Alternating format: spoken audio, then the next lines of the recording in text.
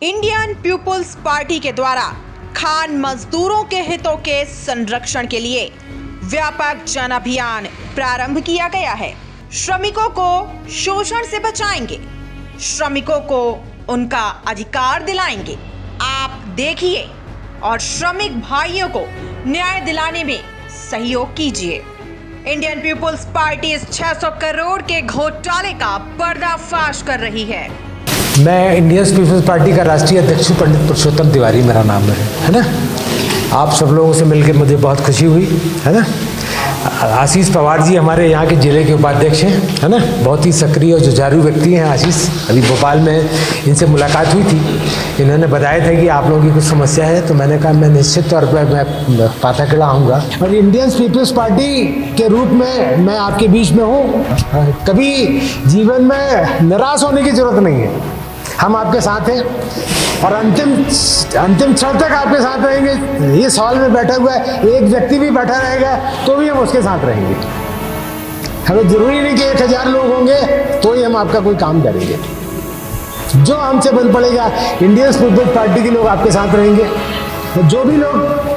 जो भी अपनी समस्या है, अपन अंडरग्राउंड में काम कर रहे हैं, अभी 1000 रुपये दे रहे हैं, तो ये ठेकेदार का कब तक के यानी कि ऐसा चलते रहेगा। सोचन हम लोग भी 80 रुपये में काम किया सर, और मैं भी यानी गनमैन की पदवी पे रहा यहाँ पे, लेकिन आज भी प्राइवेट हमारा यानी काम बंद कर दिया है।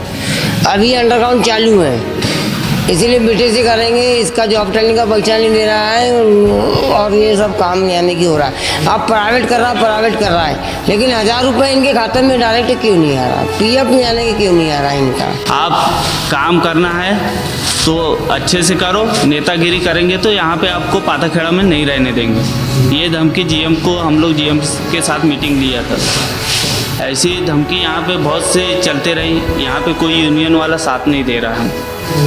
बहुत हम लोग ने झगड़ा कर लिया, बहुत ये किया, पर यहाँ के चारों यूनियन ने हम लोग को दबा के रखा। दबाने के बाद में उनने कोई ये नहीं निकाला कि हम लोग लिखित में दे दे रहे भाई कि 2 दिन बाद, 4 दिन बाद, 6 महीने बाद तुम्हारा ये कर देंगे, पर आज तक उन लोग ने कुछ नहीं किया। तो सबसे पहली मुद्दा हमारी यही है कि सीएमपीएफ हमारा मिलना चाहिए। यहाँ पे 1000 रुपये पर डे के डालते हैं, जैसे 25,000 किसी की तनख्वाह है तो उसमें 12,000 रिटर्न ले लेता है, 12,000 हाजिरी के ऊपर ये करते हैं। 100 पूरा करेंगे। और जैसे ये नई कंपनी आई है यहाँ पे, बड़ी बड़ी कंपनी आ रही है, इसमें एटीएम, पासबुक, वर्कर के सब रख ले रहे हो। वो पैसे उनका ऊपर का पैसा निकाल के फिर जो पेमेंट उनका है उनको हाथ में देते हैं। जैसे 400 उनने हाजिरी है उनकी, तो 400 देंगे, जो ऊपर का पैसा है वो पूरा निकाल के वो खुद रख लेते हैं। बहुत समस्या है, समस्या का तो समाधान आज तक नहीं हुआ, इसलिए आपसे हमारा रिक्वेस्ट है कि ये समाधान जल्द से जल्द करा जाए और फिर उसके लिए आगे की लड़ाई अपन तो लड़ना ही है। हम लोग की और कोई समस्या नहीं है सर, बस समस्या ये है कि हम लोग इतने साल से काम कर रहे हैं, हमारा सीएमपीएफ का पैसा मिलना चाहिए। जो हमारा 250, 400, 500 बनता है वो तो ठीक है मिल रहा है, लेकिन आगे के भविष्य के लिए हमको कोई रास्ता नहीं दिख रहा है कि हमारे बाल बच्चों के लिए हम लोग क्या करेंगे। रात दिन तो आदमी कर ही रहा, काम कर ही रहा, मिल रहा है, सब कुछ हो रहा है, लेकिन ठेकेदार बोलता पैसा कट रहा है, जब पूछो तो बोलता कि पैसा नहीं मिलेगा। तो भाई नागपुर से सीएमपीएफ का कागज़ क्यों बनवाया हमको? अभी तक उसका कोई अकाउंट नहीं, कुछ नहीं, बोलता नहीं मिलेगा। डायरेक्ट पूछो तो बोलता कि नहीं मिलेगा।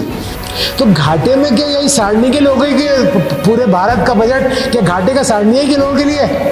हम भी इस देश के नागरिक हैं, हमारा भी अधिकार है। बहुत सारे बड़े बड़े जो लुटेरे बैंक को लूट के चले गए, क्या उनसे घाटा नहीं हुआ इस देश का? हमारा ही पैसा तो लूट के चले गए वो। हमारे लिए आज घाटे की बात कर रहे हो आप, उनके लिए नहीं करी आपने बात कि जो पैसा कॉन्ट्रैक्टर WCL से पर श्रमिक लेता है वो अपन को नहीं मिलता, ठीक है ना। नंबर 1 सबसे बड़ी समस्या, उसमें से वो आधा पैसा आपको से ले लेता है। इसके बाद जो कटौती होनी है वो एमसीडी, पीएफ, उसका कोई हिसाब आप लोगों का नहीं है आप लोगों के पास, जबकि वो हर महीने वो पैसा WCL को उस पीएफ के खाते में जमा करना चाहिए, है ना। हाँ, एक मिनट, है ना, उसके खाते में जमा होना चाहिए और आपकी जो पे स्लिप जनरेट होती है उसमें दिखना चाहिए कि 500 रुपये कटे, 400 रुपये कटे, 100 रुपये कटे, 200 रुपये कटे।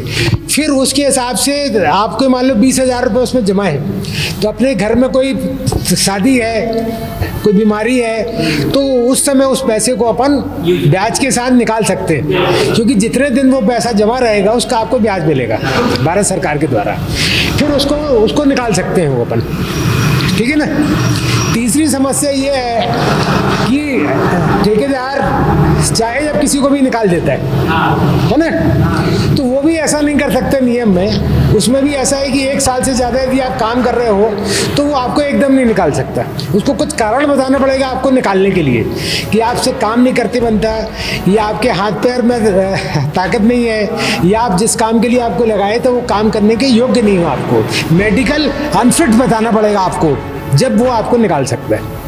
तो नंबर 1 WCL जो है उसकी ये जिम्मेवारी है, चाहे वो ठेके पे काम कराए आपसे, चाहे दैनिक वेतन पे काम कराए आपसे, चाहे किसी एजेंसी के थ्रू काम कराए आपसे, उसकी जिम्मेदारी है आपके वेलफेयर की, आपके कल्याण की, कि आपके कल्याण में किसी प्रकार की कमी नहीं होना चाहिए। आपको जो पेमेंट मिल रही है वो पूरी मिलना चाहिए, इस बात की जिम्मेदारी भी WCL की है। आपका जो पैसा कट रहा है वो सही अकाउंट में जमा होना चाहिए, इसकी जिम्मेदारी भी WCL की है, ठीक है ना। और जो पैसा जमा है उसका हिसाब दिलाने की जिम्मेदारी भी WCL की है, उसकी WCL की है। और जो WCL के साथ मिलकर जो हमारे नेता भाई हैं जो कर रहे हैं, उस गठजोड़ को भी अपन को तोड़ना है, तो उस गठजोड़ को भी अपन को तोड़ना होगा।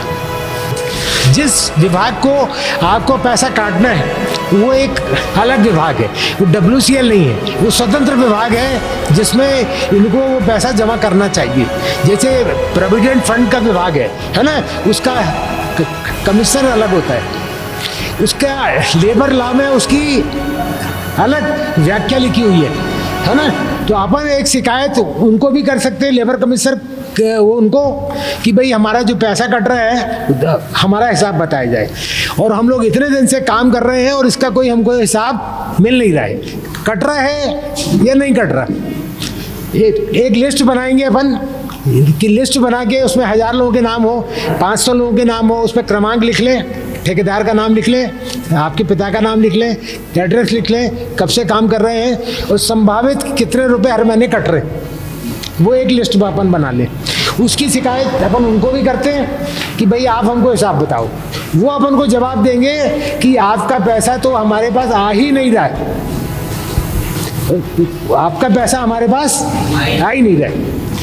जब ये चीज़ अपन को पता लग जाएगी कि वो अपना पैसा नहीं आ रहा, तो इसमें GM को सजा तक हो सकती है। तो अपन जितने लोग बैठे हैं ना, ये WCL का तख्ता पलट देंगे, अपन जितने लोग बैठे हैं तो नहीं पलट देंगे। इंडियन पीपुल्स पार्टी के राष्ट्रीय अध्यक्ष पंडित पुरुषोत्तम तिवारी दिनांक 16 अक्टूबर 2022 रविवार को सारनी पाथाखेड़ा जिला बैतूल में पहुंचकर इन्हीं समस्याओं से रूबरू हुए। श्रमिकों का शोषण करने की बहुत बड़ी साजिश चल रही है। Western coal field limited Sarni जिला बैतूल में 600 करोड़ का घोटाला।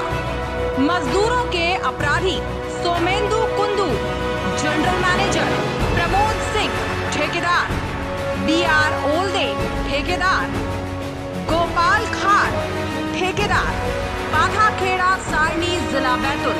इन अपराधियों को सजा दिलाने के लिए, मजदूरों को अपना हक दिलाने के लिए इंडियन पीपुल्स पार्टी ने CBI जबलपुर को ज्ञापन सौंपा है और शीघ्र कार्यवाही की मांग की है। कार्यवाही न होने पर वेस्टर्न कोल फील्ड लिमिटेड के क्षेत्रीय कार्यालय नागपुर एवं CBI मुख्यालय दिल्ली में प्रदर्शन किया जाएगा।